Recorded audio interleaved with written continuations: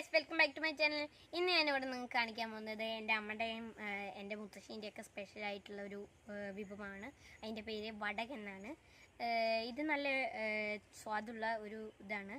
നമുക്ക് കഞ്ഞീൻ്റെ ഒപ്പമൊക്കെ നല്ല വെണ്ണം കഴിക്കാൻ പറ്റുന്ന ഒരു സാധനമാണ്.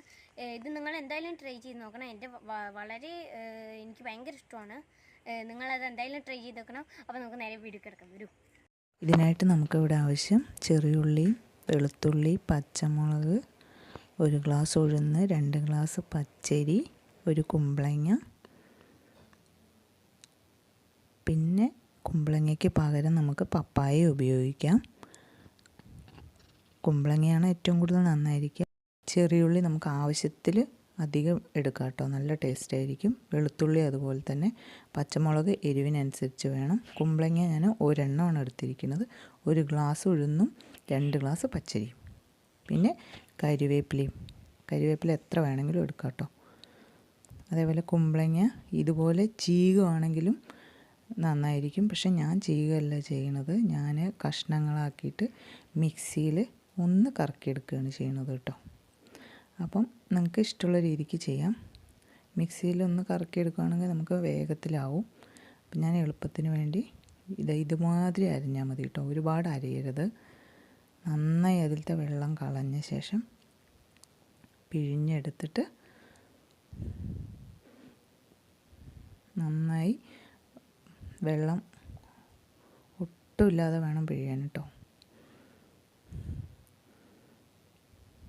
ശേഷം ആ അരച്ച ജാറിലേക്ക് തന്നെ നമുക്ക് ഉഴുന്നും ഒന്ന് കറക്കിയെടുക്കാം.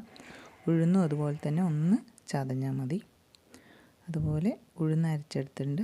പിന്നെ ഉപ്പ്, ഉള്ളി, ബാക്കിയുള്ള ഇൻഗ്രീഡിയൻസ് ഒക്കെ നമുക്ക് ഒന്ന് കറക്കിയെടുക്കാം. അതും ഇതുപോലെ തന്നെ ഒന്ന് ചതഞ്ഞ് വന്നാൽ മതി. പാകത്തിന് ചതച്ചെടുക്കുക. വെളുത്തുള്ളിയും ഉള്ളിയും എത്ര വേണമെങ്കിലും ഇടാം കേട്ടോ. അത് ഇടുന്തോറും ടേസ്റ്റ് കൂടുകയുള്ളൂ. പച്ചമുളക് പക്ഷേ നല്ല എരിവുള്ളതാണെങ്കിൽ അധികം ഉപയോഗിക്കാതിരിക്കുന്നത് നല്ലത്. കുട്ടികൾക്കൊക്കെ എരിവ് കുറവ് ആവശ്യമാണെങ്കിൽ ഒരുപാട് എരിവിടണ്ട. കരിവേപ്പിലയും ഇതുപോലെ തന്നെ എത്ര വേണമെങ്കിലും ഇടാം.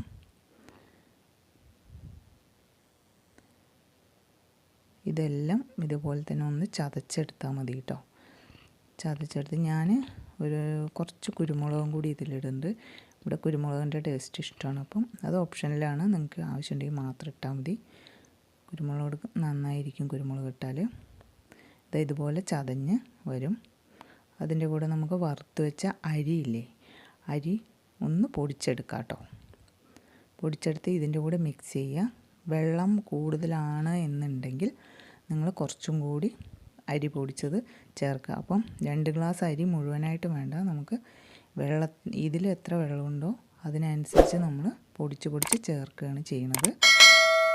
എല്ലാ അരിയും പൊടിച്ച് മുഴുവൻ ചേർക്കണമെന്നില്ല. ആവശ്യാനുസരണം വെള്ളത്തിൽ പാകം നോക്കി പൊടി ഇട്ട് കൊടുക്കുക. ഉപ്പ് ഒന്നും കൂടി പാകം നോക്കിയിട്ട് വേണമെങ്കിൽ ഇട്ട് കൊടുക്കാം. അതിന് ശേഷം ഉരുട്ടാം നമുക്ക്. ഇത് ഒരാഴ്ച ഉണക്കിയെടുക്കുന്നതായിരിക്കും നല്ലത്. ഞാൻ നിങ്ങൾക്ക് കാണിച്ചു തരാൻ വേണ്ടി ഒരു 2 ദിവസം 3 ദിവസം ഉണങ്ങിയതാണ് ഇവിടെ ഞാൻ കാണിക്കുന്നത്. ഒരാഴ്ചയൊക്കെ ഉണക്കി വെച്ചാൽ നല്ലോണം ഒരുപാട് ചെറുതാവും കേട്ടോ ഇത്. അപ്പം ഈ വലുപ്പം ഉണങ്ങി കഴിയുമ്പോൾ ഇത്ര വലുപ്പം ഉണ്ടാവില്ല, കുറച്ചൊരു 1/4 ഭാഗം വലുപ്പം കുറയും ഉണങ്ങി കഴിയുമ്പോൾ. നല്ലോണം വെള്ളം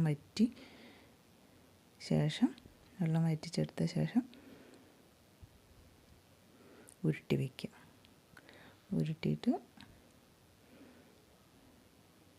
ഇതുപോലെ പ്ലേറ്റോ അല്ലെങ്കിൽ പാത്രം, വേറെ വലിയ പാത്രം ഉണ്ടെങ്കിൽ അതുപോലെ വലിയ പാത്രത്തിലോ നീളത്തിലുള്ള പ്ലാസ്റ്റിക്കിൻ്റെ ബേസിൻ അങ്ങനെയുള്ളത് ഒക്കെ ഉണക്കിയെടുക്കാം. നല്ല വെയിലത്ത് ഉണക്കിയെടുത്താലാണ് ഇതിൻ്റെ ഗുണം കേട്ടോ. അപ്പം നല്ല വെയിലുള്ളപ്പം 2 ദിവസം വെയിൽ കൊണ്ടാലും മതി. എന്നാലും ഒരാഴ്ചയൊക്കെ ഉണക്കി കഴിഞ്ഞാൽ ഒരുപാട് കാലം ഇത് നമുക്ക് കേടുവരാണ്ട് സൂക്ഷിക്കാൻ പറ്റും. ഡപ്പയിലിട്ട് വെച്ച് കഴിഞ്ഞാൽ ഉണക്കിയെടുത്ത് സൂക്ഷിച്ച് വെച്ച് കഴിഞ്ഞാൽ മഴക്കാലത്തൊക്കെ നമുക്ക് ഉപയോഗിക്കാൻ പറ്റും. ഇത് വയനാട്ടിലെ ഒരു സ്പെഷ്യൽ വറ്റലാണ് കേട്ടോ.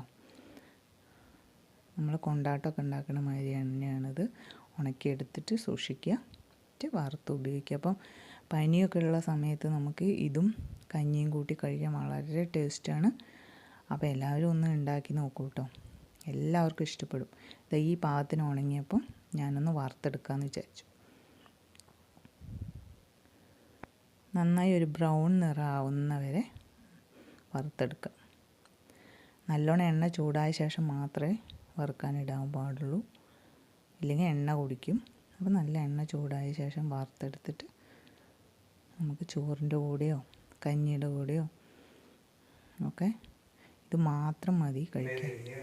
അപ്പോൾ എല്ലാവരും ഒന്ന് ട്രൈ ചെയ്ത് നോക്കൂ. ഇഷ്ടപ്പെടുകയാണെങ്കിൽ ലൈക്ക് ചെയ്യാനും കമൻറ്റ് ചെയ്യാനും മറക്കരുത്. അപ്പോൾ ഇനിയൊരു നല്ലൊരു അടിപൊളി വീഡിയോ ആയിട്ട് വീണ്ടും വരാം. Thank you. ഈ വീഡിയോ നിങ്ങൾക്ക് എല്ലാവർക്കും ഇഷ്ടപ്പെട്ടു എന്ന് വിചാരിക്കുന്നു. Keep supporting me. It's me Kichu. Good bye.